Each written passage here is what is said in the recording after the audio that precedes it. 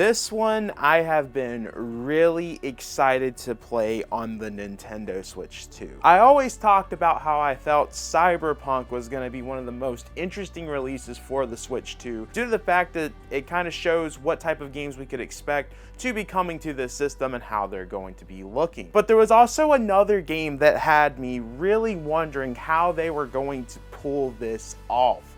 That game being Split Fiction. And in today's video, we're going to be going in depth of talking about how Split Fiction is on the Nintendo Switch 2 and how it fully surprised me. But before we jump into this video, I have to ask, if you guys have not subscribed yet, we are trying to hit to 21,000 subscribers by the end of the month. We've been doing Switch 2 videos almost every single day, all sorts of reviews, so I'd greatly appreciate it. Without further ado, let's jump right into Split Fiction. So I'm going to be completely honest. Out of every game that was announced for the Nintendo Switch 2, there was only one game that I thought had a really good chance of being absolutely horrible for the system. That game being Split Fiction. As someone that's played through Split Fiction already, I noticed that, hey, a lot of the stuff that's happening in this game, I'm really wondering how they're going to pull off onto the Nintendo Switch 2. Because, for example, Split Fiction isn't even on last-gen consoles such as the PlayStation 4 and Xbox One. And I think what goes into why those games aren't onto those platforms is because of the amount of times that you're changing into different worlds, different levels, at really any given point. When I saw that it wasn't on there and it was announced for Switch 2, I was like, wow, they must be really confident.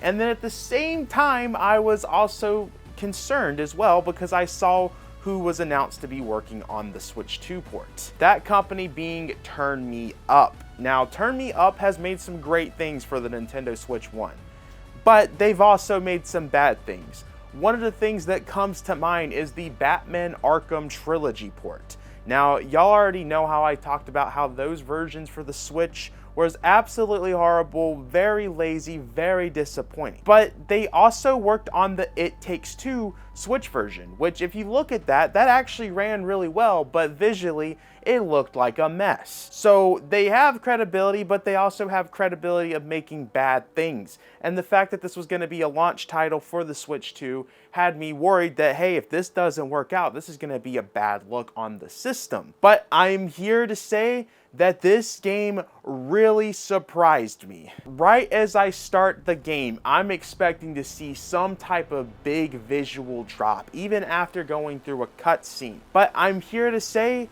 that the game visually looked just as good as it did with all the other platforms.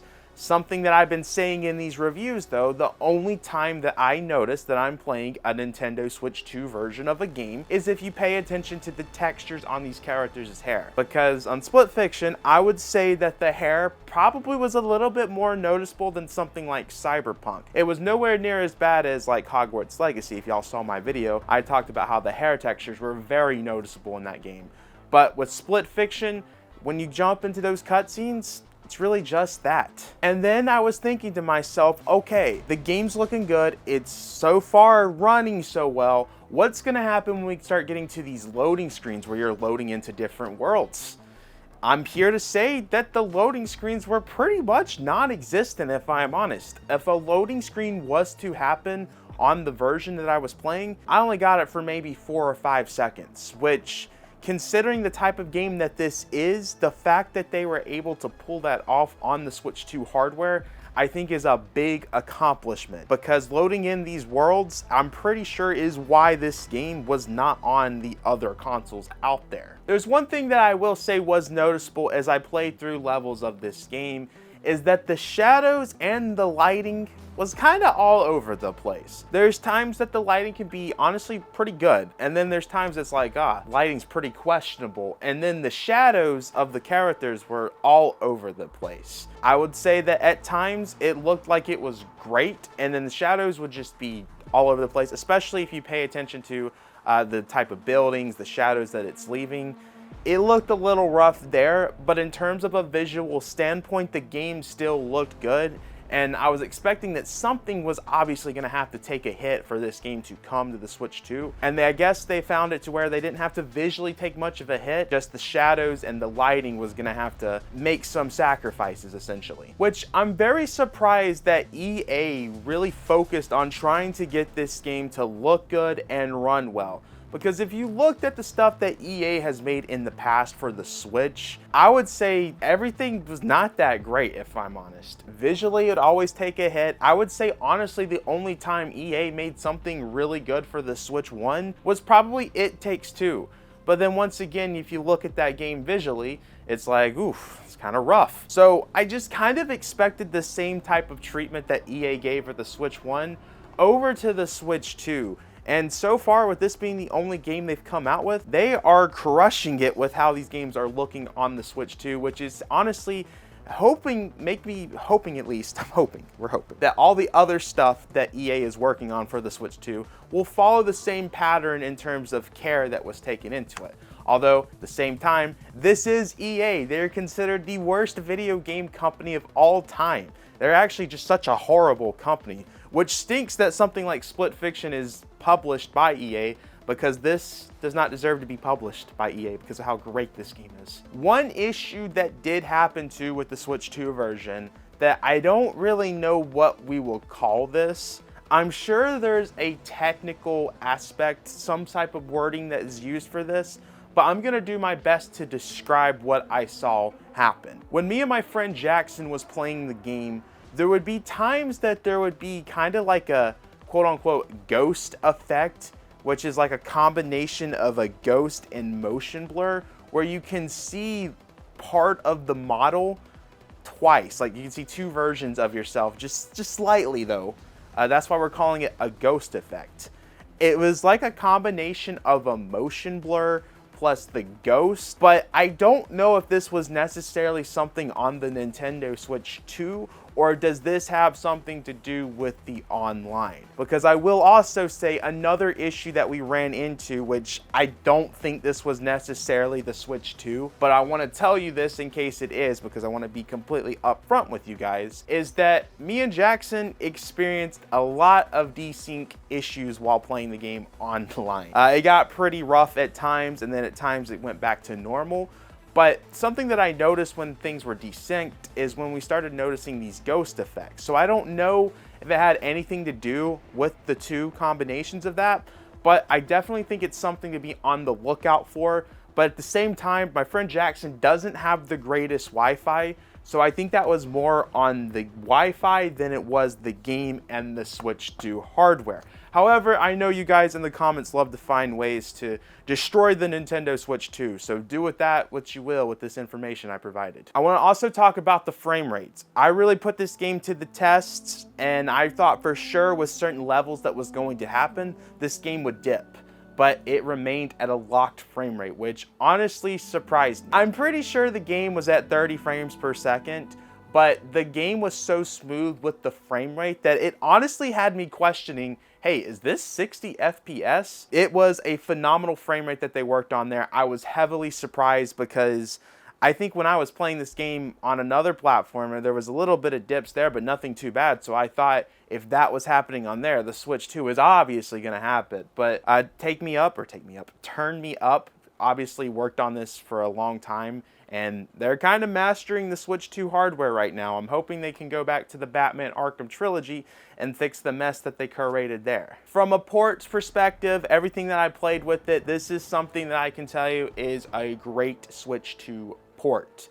But before I give my review, I'm going to take this opportunity to tell you how awesome this game is. Obviously, this was made by Joseph Fares, his company Hazelight. I have had the opportunity to play every single game that this guy has made, and this was an absolute masterpiece. The way that you're able to go through all these different worlds, all these different genres, having references to all of these other video games out there that have been around for ages and ages, and make a story out of being in worlds that a machine's stealing your ideas, was such a brilliant thing that he had created. And I love the two-player aspect because he continues to make two-player puzzles work so well into this game.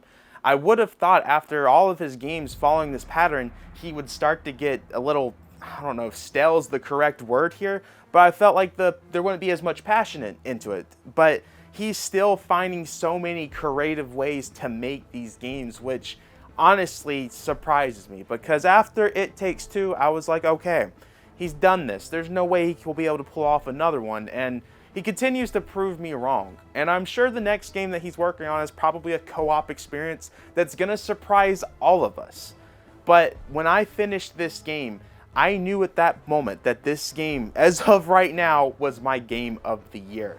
And it's more than likely going to be nominated for Game of the Year. And it may win. I don't think it's going to win. But this is a game that I heavily recommend anyone play. And I can recommend any version. The Switch 2 version is just as good as all of these platforms. And if you're looking for a co-op game to play with someone, whether online or having a friend over, this is the perfect game to have on board. Now, I know a lot of complaints with the physical release, or the quote-unquote physical, was that it was a code in box, but it's still a phenomenal game whether you buy it digitally or not.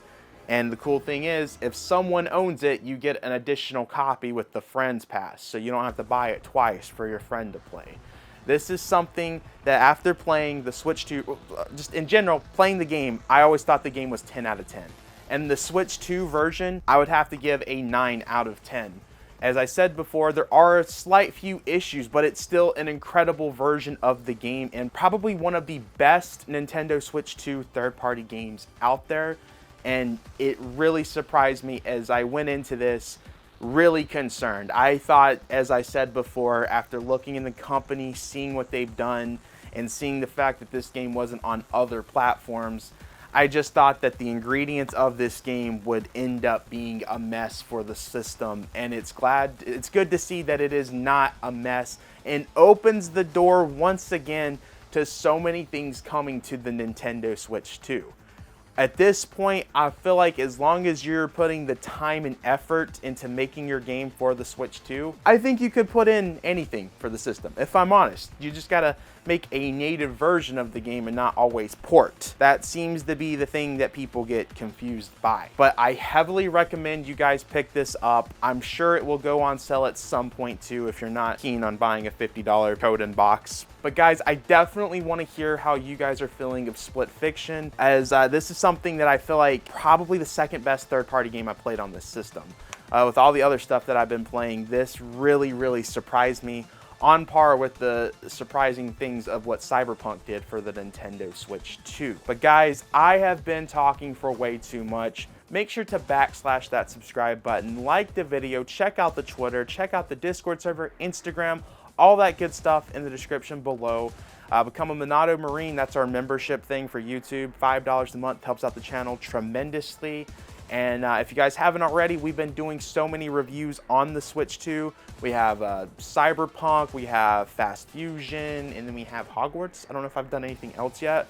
I'm about to start working on Street Fighter 6, as that's another one I've been playing, so stay tuned for that. And if you guys have any suggestions of some of Switch 2 content you would like to see, let me know. I got plenty of things in the works, but I'm open to hearing whatever you guys want to see.